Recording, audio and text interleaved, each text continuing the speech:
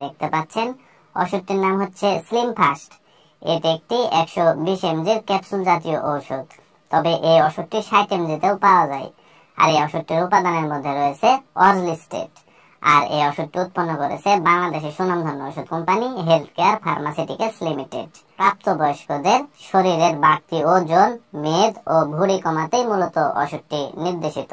অর্থাৎ যারা প্রাপ্তবয়স্ক মানুষ আছে, শরীরের প্রয়োজনের থেকে ওজন অনেক বেশি বেড়ে গেছে, পাশাপাশি মেদ ও ভুঁড়ি বেড়ে গেছে, সেই বাড়তি ওজন বা শরীরের অতিরিক্ত মেদ ও ভুঁড়ি কমাতেই মূলত স্লিম ফাস্ট এই ওষুধটি কার্যকরী ভূমিকা পালন করে।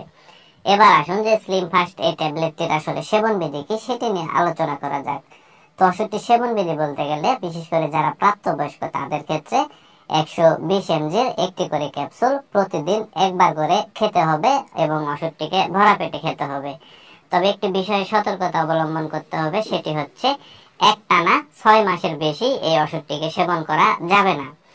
আর স্লিম ফাস্ট এই ক্যাপসুলটির পার্শ্ব প্রতিক্রিয়ার কথা যদি বলতে যাই, তাহলে মলদ্বার থেকে তৈলাক্ত তরল নিঃসরণ হতে পারে, তৈলাক্ত বা ফ্যাটি মল হতে পারে, পেটে ব্যথা হতে পারে, উদ্বেগ হতে পারে ইত্যাদি। তো সাধারণত এগুলোই হচ্ছে ওষুধটির পার্শ্ব প্রতিক্রিয়া। আর যারা গর্ভবতী এবং স্তন্যদানকারী মায়েরা আছে, সেই সকল মায়েদের ক্ষেত্রে স্লিম ফাস্ট এই ক্যাপসুলটি সেবন করা উচিত নয়।